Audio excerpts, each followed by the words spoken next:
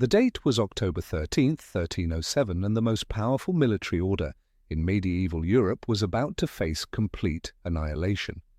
As the Knights Templar burned at the stake, their Grand Master Jacques de Molay uttered words that would echo through the centuries and seemingly doom an entire royal bloodline.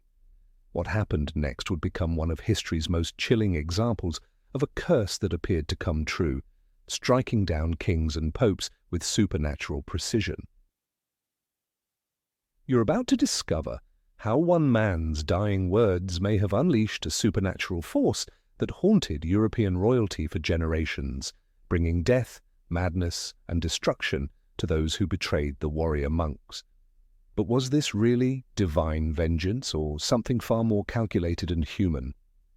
The truth might be more terrifying than fiction. Picture this: you're Jacques de Molay, the last Grand Master of the Knights Templar. For 2 centuries, your order has been the most feared and respected fighting force in Christendom. You've accumulated vast wealth, controlled trade routes across Europe, and built a financial empire that made kings jealous. You've fought in the Holy Land, protected pilgrims, and served as the Pope's personal army. Now you're chained to a stake, flames licking at your feet, watching everything you've built crumble to ash. The man responsible for your destruction stands watching from a safe distance. King Philip IV of France, known as Philip the Fair, orchestrated this entire spectacle. He needed your wealth to fund his wars and pay his debts, so he convinced Pope Clement V to declare your order heretical. False confessions were extracted through torture, and now you're about to die for crimes you never committed. As the fire grows hotter, you raise your voice one final time. You call upon God to witness the injustice being done. You summon both Philip and Clement to appear before divine judgment within a year.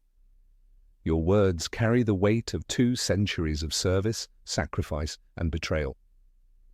The crowd falls silent as your voice echoes across the square, and then the flames consume you.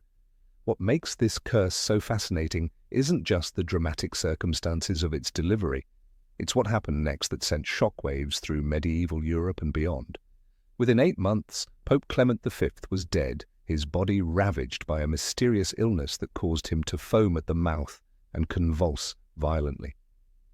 The official cause was given as stomach cancer, but witnesses described symptoms that seemed almost supernatural in their intensity.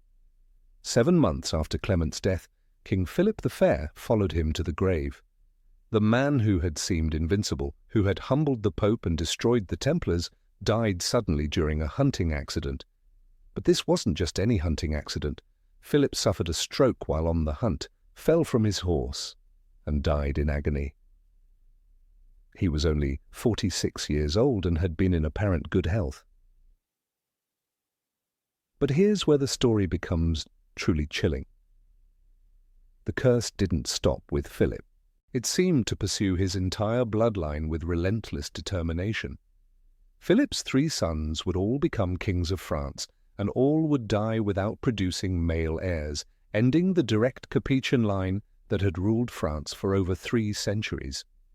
Louis X, Philip's eldest son, ruled for less than 2 years before dying of dysentery at age 26.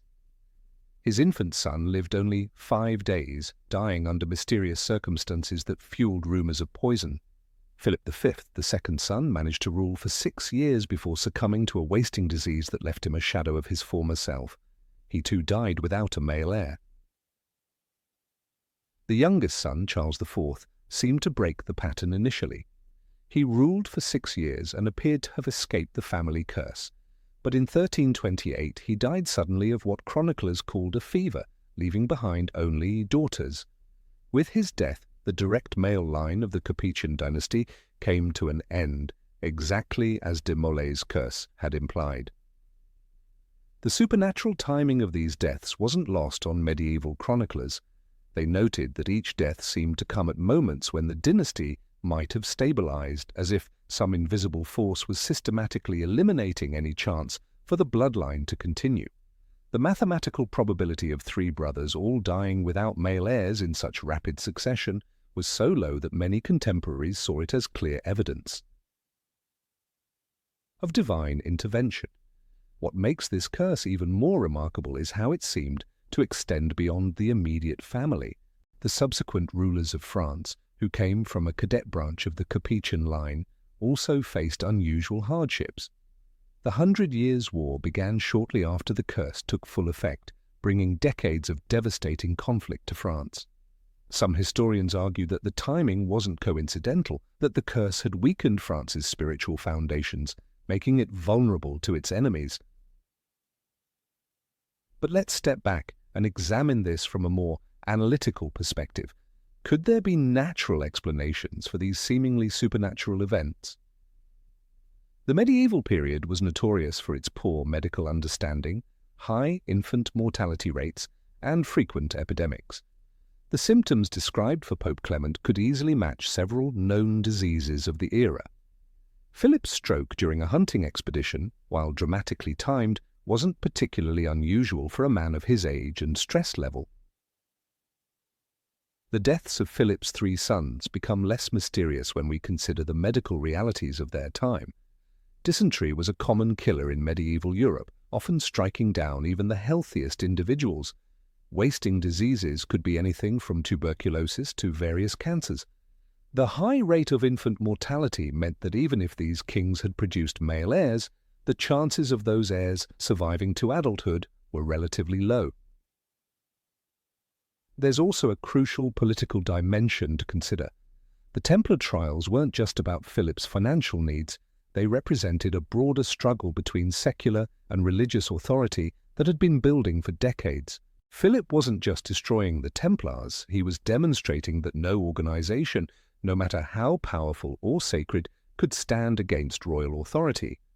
This was a calculated political move that happened to coincide with other significant changes in European society. The timing of de Molay's curse also deserves scrutiny. By 1314, when the Grand Master was executed, the Templars had been imprisoned and tortured for 7 years. De Molay had plenty of time to observe his captors, to study their weaknesses and vulnerabilities. He would have known about Philip's health problems, his financial difficulties, and the political pressures facing his reign. The curse might have been less supernatural prophecy and more informed prediction. Consider also the psychological power of the curse itself. Once word spread that de Molay had called down divine vengeance on Philip and Clement, every subsequent illness, accident, or political setback would be viewed through that lens. The curse created its own mythology, influencing how people interpreted events and possibly even affecting the behavior of those who believed themselves to be cursed. Medieval chroniclers weren't objective historians in the modern sense. They were often writing decades or even centuries after the events they described, and they had their own religious and political agendas. The dramatic elements of the curse story, the precise timing, the supernatural coincidences, these details may have been embellished or even invented to serve particular narrative purposes. Yet even accounting for all these rational explanations, something genuinely extraordinary seems to have occurred. The mathematical odds against all these deaths occurring in such a specific pattern remain staggeringly low. Even if we accept natural causes for each individual death, the overall sequence continues to seem almost impossibly orchestrated. There's another layer to this story that's often overlooked, the broader context of medieval beliefs about divine justice. The idea that God would punish those who committed grave injustices wasn't just popular superstition, it was fundamental church doctrine. Medieval people expected divine intervention in human affairs, especially when dealing with matters of such gravity as the destruction of a religious order. The Templars weren't just any religious organization. They were warrior monks who had taken sacred vows and dedicated their lives to protecting Christian pilgrims in the Holy Land. Their destruction represented a profound violation of medieval concepts of honor, justice, and sacred duty. In that context, divine vengeance wouldn't have seemed supernatural at all, but rather the natural and expected consequence of such betrayal. This brings us to another intriguing possibility. What if the curse worked through entirely human agents? The Templars had spent 2 centuries building networks across Europe.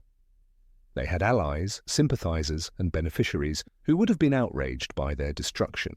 Some of these individuals would have had access to royal courts, to kitchens where food was prepared, to medicines that might be administered to sick rulers.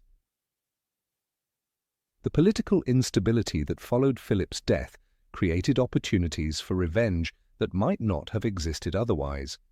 Ambitious nobles, foreign enemies, and surviving Templar sympathizers all had motives to destabilize the French monarchy. The curse might have provided cover for very human forms of vengeance, allowing assassinations and poisonings to be attributed to supernatural forces rather than investigated as crimes. This interpretation doesn't diminish the power of de Molay's final act.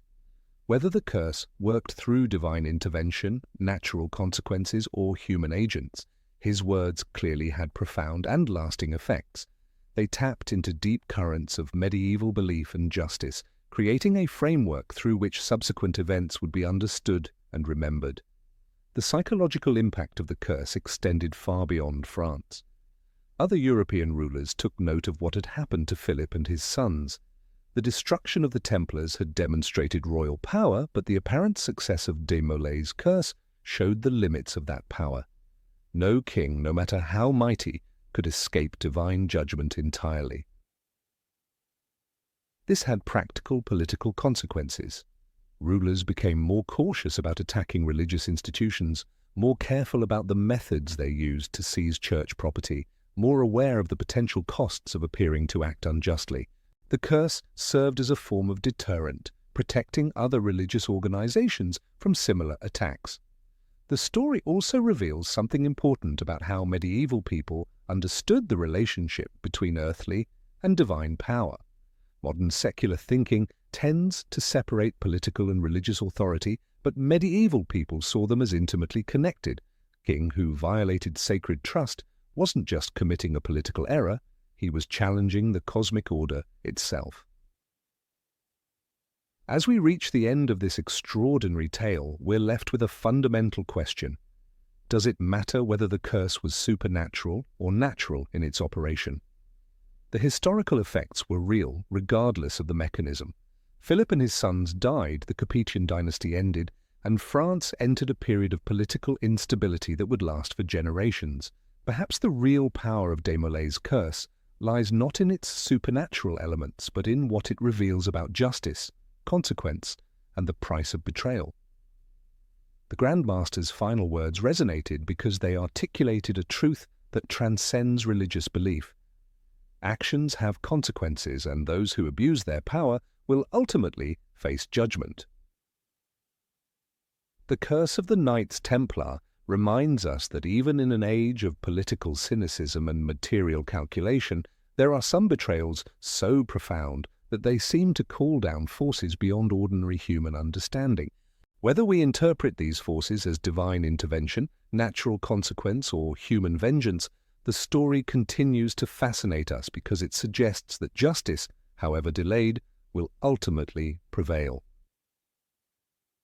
Today, more than 7 centuries later, the mystery remains unsolved. Was Jacques de Molay's curse a supernatural phenomenon that actually destroyed a royal dynasty, or was it simply a dramatic coincidence that medieval chroniclers embellished into legend?